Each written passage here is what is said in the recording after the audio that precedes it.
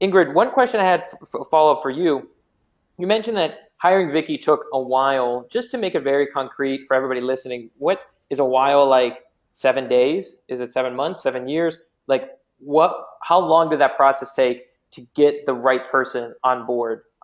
Starting today. So how long did that take? So our hiring process is a little bit different from most companies, particularly because we're not just looking for an employee who's looking for a job. We're looking for a future partner in our company. We don't just place an ad on Craigslist and say, hey, send us your resumes. We would end up with hundreds and hundreds of resumes and probably not one right fit. What we did was completely word of mouth, and we were very, very patient. We've been keeping our eyes open for the potential Vicky for the last year.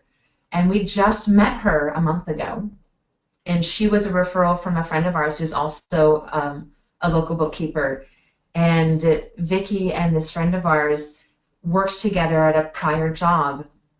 And Vicky was the office manager in that prior job for 20 years. So she's got some solid employment history. Unfortunately, that last job was also kind of a toxic work situation.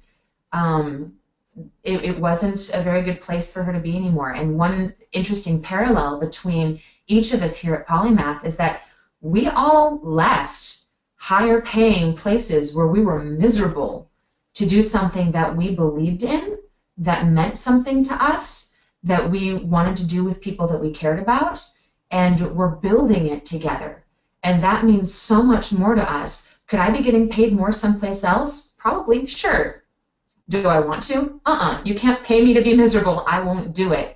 And that's something that all four of us really share. And if we're going to have a deep relationship that feels like family, you know, which is what's really important to us, that's where we've got to start, is having the solid corporate culture and really understanding what is it that you're wanting to build and why, what's important to you, and who do you want to bring in as relationships in that process.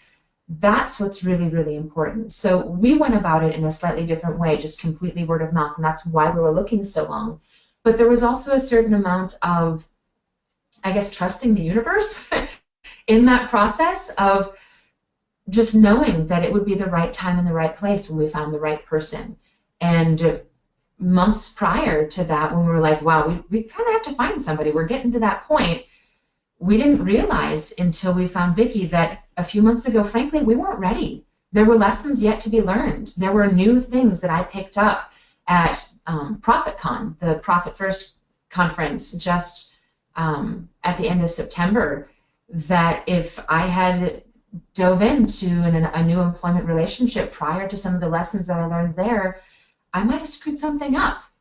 And I learned things there that I realized when, perfect timing, we met Vicky, that the universe was kind of doing us a favor by not giving us that next person too early. And it was also just the right timing for Vicky. So it was like things kind of lined up serendipitously. We didn't push the issue.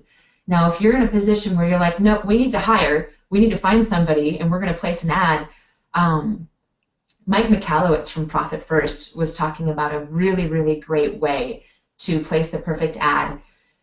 Really, really lists out all the characteristics of your ideal person, talk ad nauseum about your corporate culture. You can have as many words as you want in a Craigslist advertisement, and hide someplace in that several paragraph long, crazy, crazy thing, a line that basically says, if you read this entire thing, please put these words in the subject line of your email to reply and say, hey, I'm interested in this job. Here's my resume, cover letter, references, those sorts of things, whatever it is you can reply. But make sure that you've got a way to triage right from the start. Make sure that the person you're talking to follows instructions, because if they just hit reply, but they don't follow your instructions in that subject line, you're going to get hundreds of emails. Just delete all of the ones that didn't actually follow those instructions and know that they've already disqualified themselves. You'll save yourself a bunch of time and heartache.